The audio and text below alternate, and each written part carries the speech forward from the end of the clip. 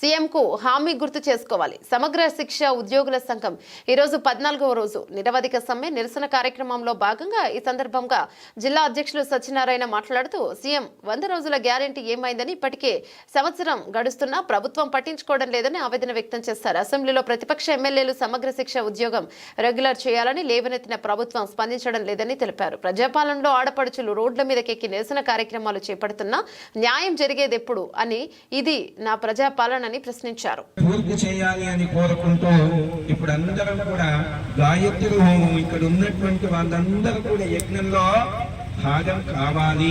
కాబట్టి దగ్గరలో ఉన్నటువంటి వాళ్ళు కొద్దిగా అటువైపు నుండి మీరు ముగ్గురు నలుగురు మీకు వ్యవస్థితంగా సౌకర్యంగా ఉన్నట్టుగా మొదలు మరి పురుషుల పక్షాన్ని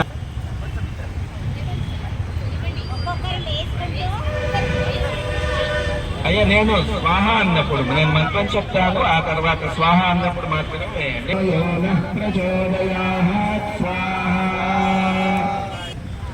వేసిన వాళ్ళు వెళ్ళండి, మిగతా వాళ్ళకి ఇవ్వండి. ఓం భూర్భువస్వః తత్సవితుర్వరేణ్యం భర్గో దేవస్య ధీమహి ధియో యో నః ప్రచోదయాత్ స్వాహా.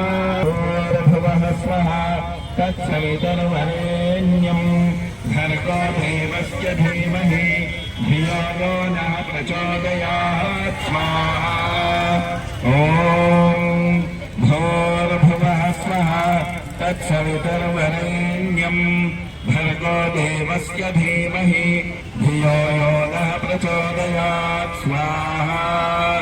ఓం భూర్భువః స్వః తత్సవితుర్వరేణ్యం.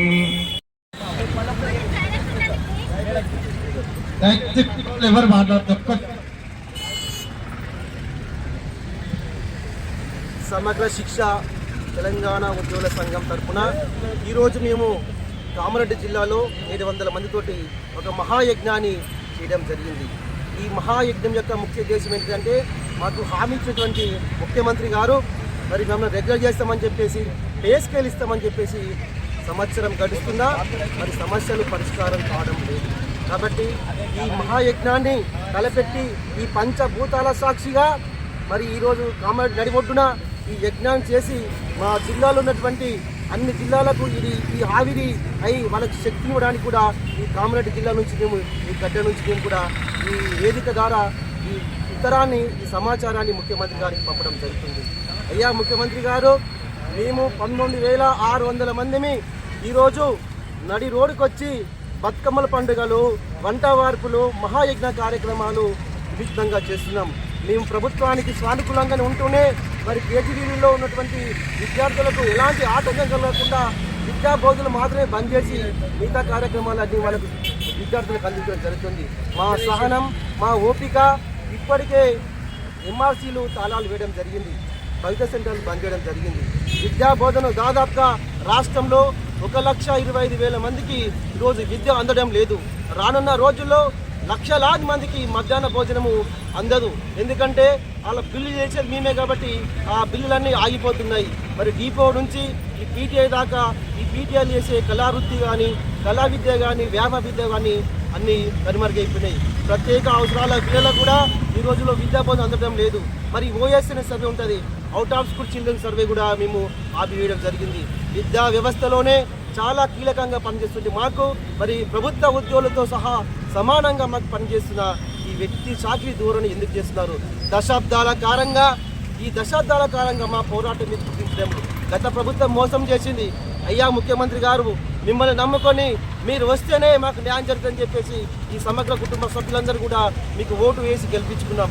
అయినా మీరు మా పట్ల ఇంకా కనికరం లేకుండా, మా ఉద్యమాన్ని కూడా మీరు చూడకుండా, మరి కేవలం ఇది ప్రజా ఉద్యమమే కాదు, మా సమగ్ర శిక్ష నిరవధిక సమ్మెలో భాగంగా ఈరోజు 14వ రోజు కామారెడ్డి జిల్లాలో యజ్ఞం చేపట్టడం జరిగింది.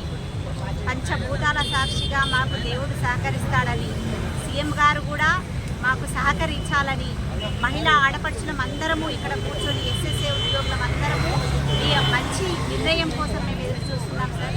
ఇప్పటికీ కేజీబీవీలో ఉన్న విద్యార్థులకు చదువు అందడం లేదు. ఒక తిండి ఉంటేనే సరిపోతుందా, మీరు తిండి ఉంటేనే సరిపోతుంది అనుకుంటున్నారేమో అని మేము భావిస్తున్నాము. తిండితో పాటు చదువు అనేది చాలా కీలకం. రాబోయే రోజుల్లో పరీక్షలు రాబోతున్నాయి కాబట్టి ఈ పరీక్షలను దృష్టిలో ఉంచుకొని మీరు మంచి నిర్ణయం తీసుకుంటారని మా తెలంగాణలో ఉన్న సమగ్ర శిక్ష ఉద్యోగులందరి తరఫున కోరుకుంటున్నాము. ఒకవేళ మీరు నిర్ణయం కనుక తీసుకోకపోతే ఈ 2 రోజుల్లో మేము డిఈఓ గారికి తాళాలు ఇచ్చి మేము పిల్లల్ని మీకు అప్పచెప్పడం జరుగుతుంది. తర్వాత పరిణామాలకు మీరే బాధ్యులుగా వహిస్తున్నారు. మా సహనాన్ని, ఓర్పును చాలా పరీక్షిస్తున్నారు సార్. మేము అన్ని రకాల కార్యక్రమాలు చేపట్టుకుంటూ నిరసనలు తెలుపుతున్నాము. ఈ వార్త మీకు తెలిసి కూడా మమ్మల్ని 19,000 మందిని నెగ్లెక్ట్ చేయడం అనేది చాలా బాధాకరంగా ఉంది సార్.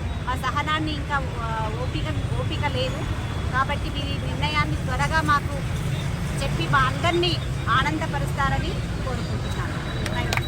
గౌరవ ముఖ్యమంత్రి గారికి వినమ్రంగా నమస్కరిస్తూ సర్వశిక్ష అభియాన్లో పనిచేస్తున్న వారందరూ 14 రోజులైంది సార్.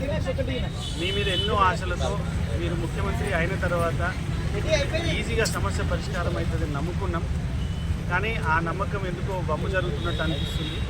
కాబట్టి వేరే శక్తులు దీంట్లో ప్రవేశించక ముందే విద్యాశాఖలో సమగ్ర శిక్ష ఉద్యోగస్తులందరినీ విలీనం చేసి వారి కుటుంబాలకి భరోసానిస్తారని ఒక నమ్మకంతోనే ఈరోజు కామారెడ్డిలో యజ్ఞం ద్వారా కూడా భగవంతుని ప్రార్థన చేస్తూ మీ మనస్సుల్లో ఖచ్చితంగా కదలిక వచ్చి ఒక 2-3 రోజులలో మాకు మంచి విషయాన్ని తెలియజేస్తారని మీకు వినమ్రంగా విజ్ఞప్తి చేస్తున్నాం తప్ప డిమాండ్ అనేది చేయడం లేదనే విషయాన్ని అర్థం చేసుకోవాలి.